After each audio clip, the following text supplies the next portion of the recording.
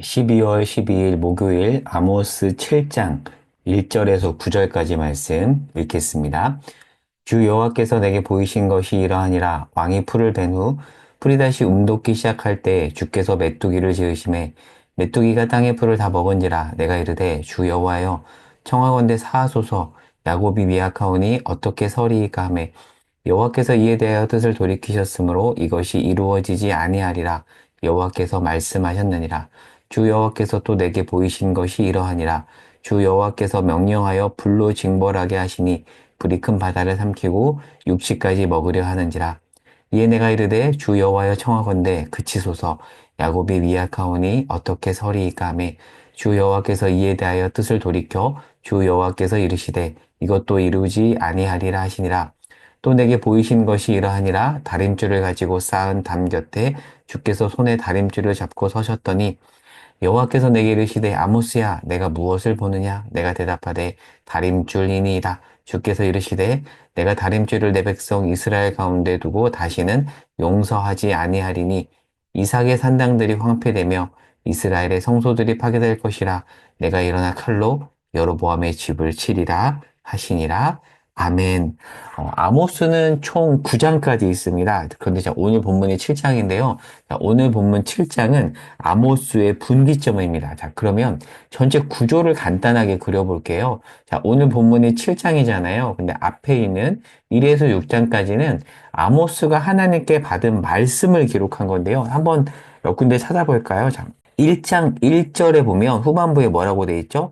받은 말씀이라 라고 돼 있죠. 자, 그리고 한번 3장 1절도 볼까요? 3장 1절에도 받은 말씀이다 라는 식으로 이야기를 하고 있어요. 말씀을 아모스가 받은 거죠.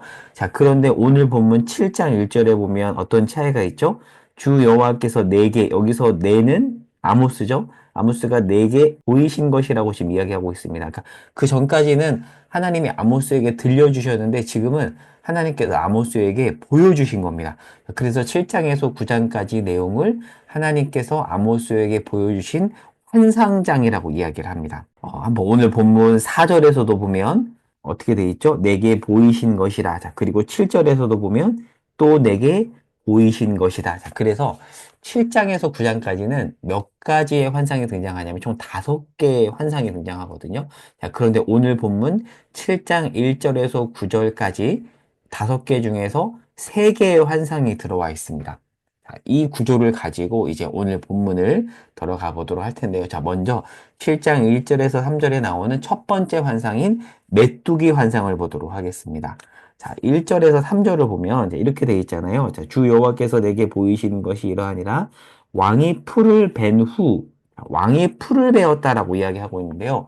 이스라엘은 통상적으로 1년에 2번 수확을 하는데 보통 첫 번째 수확은 왕의 몫이었습니다. 왕이 수확을 한 이후에 그 다음에 백성들이 수확을 하거든요. 그것을 1절에서 왕이 풀을 벤 후라고 되어 있어요. 그러니까 왕이 풀을 벤 후는 왕이 첫 번째 수확을 한 이후입니다. 자, 그러면 두 번째 수확에서는 백성들이 얻어가야 되잖아요. 자, 그런데 1절 중후반부에 보면 왕이 풀을 벤 후 풀이 다시 움돋기 시작할 때 주께서 메뚜기를 지었다라고 합니다. 자, 이제 풀이 다시 닳아서 백성들이 그것을 가져가야 되는데 2절에 보면 그 풀을 누가 다 먹어치우죠? 메뚜기 떼가 다 먹어치워 버립니다. 자, 그러자 백성들이 곡식을 먹지 못하게 된 거죠. 자, 그 환상을 아모스가 보고 자, 2절에서 아모스가 주 여호와의 청하건대 사하소서 야곱이 미약하오니 어떻게 서리이까라고 하나님 앞에 용서를 구합니다. 자, 그러자 3절에 보면 하나님의 반응을 볼게요. 여호와께서 이에 대하여 뜻을 돌이키셨으므로 이것이 이루어지지 아니하리라. 아모스의 중보 기도를 하나님께서 들으시고 메뚜기 환상으로 보여준 그 징계를 내리지 않으십니다. 그러면 이 환상을 통해서 하나님께서 이스라엘 백성들에게 주고자 하는 메시지는 무엇일까요? 얘들아, 내가 이렇게 할 건데 그 전에 돌이켜. 돌이키면 너에게 재앙이 임하지 않을 거야. 돌이켜라라는 메시지가 여기에 담겨져 있습니다. 자, 한번 상상력을 펴볼게요. 과연 이 아모스의 말씀을 이스라엘 백성과 제사장과 왕이 잘 들을까요? 어떻게 생각하세요? 네, 안 듣겠죠. 네, 안 들릴 것이다라는 예상이 들죠. 자, 이어서 두 번째 환상을 보도록 하겠습니다.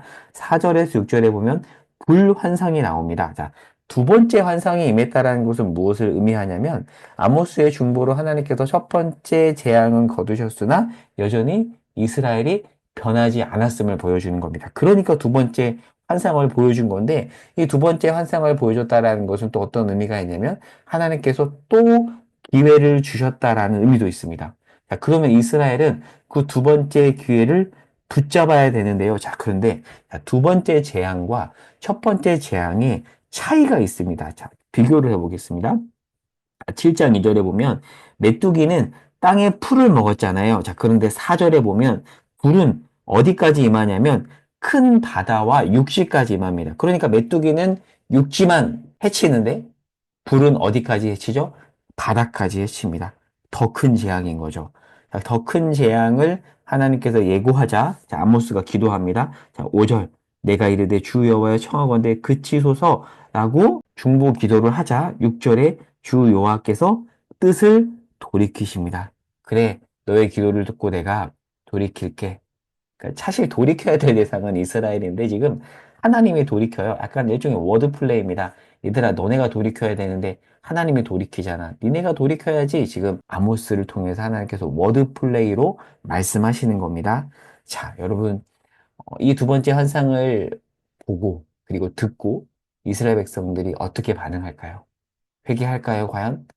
회개하지 않을 것 같죠? 네, 그래서 이어서 세 번째 환상에 등장을 하는데요. 자, 7절에 보면 뭐가 등장하냐면 다림줄이 등장합니다. 자, 다림줄을 가지고 하나님께서 쌓은 담 곁에 잡고 서서 주께서 말씀을 하시는데요.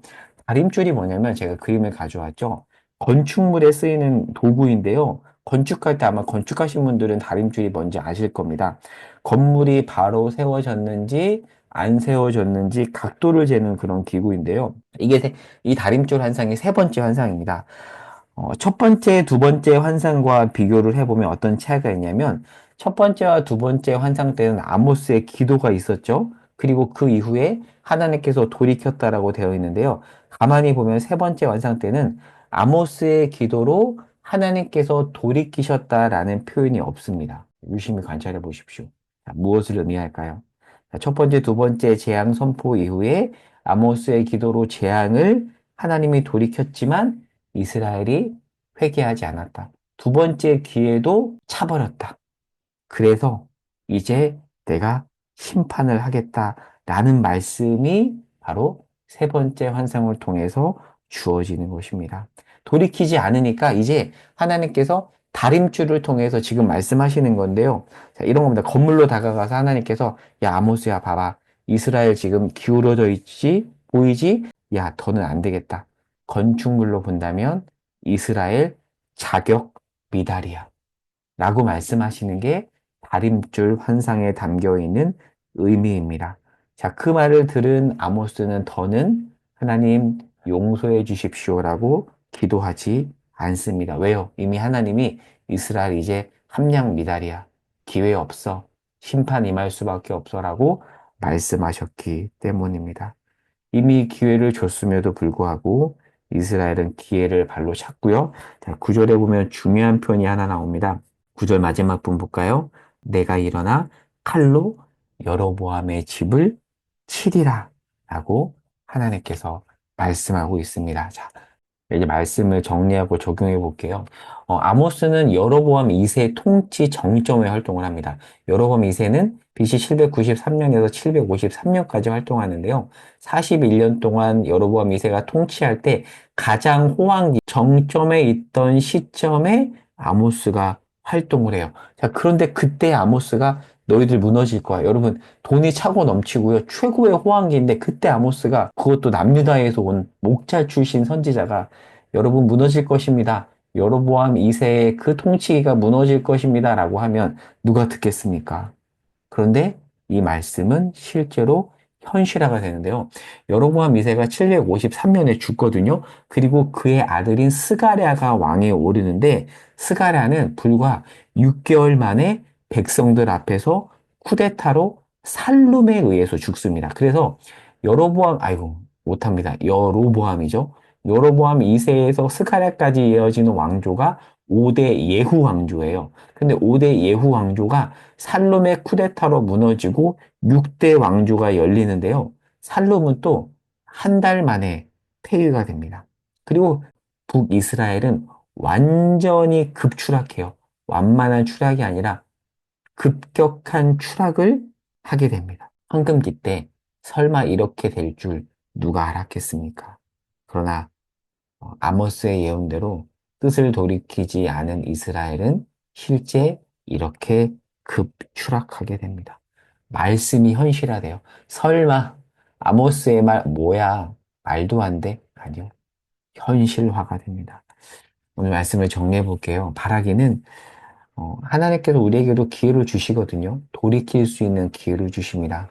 우리와 우리 신자들과 우리네 교회, 한국 교회 안에 하나님께서 계속 돌이킬 기회를 주십니다. 그때 돌이킬 수 있는 애가 우리 가운데 있었으면 좋겠어요. 두 번째 기회를 주었을 때 돌이키면 하나님께서 무너지지 않게 하시거든요. 그 기회를 잘 잡고 주 앞에 겸비하는 우리들이 될 수 있기를 기도했으면 좋겠고요. 세 번째, 오늘 말씀을 토대로 이렇게 질문해 보면 좋겠어요. 만약에 우리와 우리네 교회를 향해서 하나님께서 이렇게 가림줄로 재신다면 뭐라고 할 것 같습니까? 너네, 오케이. 기준에 도달했어. 아니야. 함량 미달이야. 어떻게 말씀하실 것 같나요?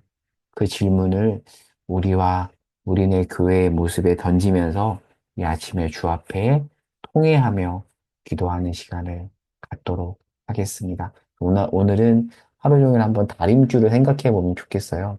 다림줄로 우리를 재었을 때, 말씀이라는 기준으로 우리를 재었을 때 주께서 뭐라고 하실까? 기도 제목인데요. 첫 번째, 하나님의 돌이키라는 말씀 앞에 속히 돌이키는 은혜를 우리에게 주십시오. 라고 기도하는 시간 갖도록 하겠습니다. 제가 기도하겠습니다. 하나님, 우리를 다림줄로 재었을 때 주께서 뭐라고 하실까요? 이 질문을 던지며 오늘 하루를 보내겠습니다. 계속해서 우리에게 말씀하여 주시고 입술로만 돌이키지 않게 하시고 우리의 몸과 마음이 돌이킬 수 있도록 은혜 내려 주시옵소서. 예수님의 이름으로 기도합니다. 아멘.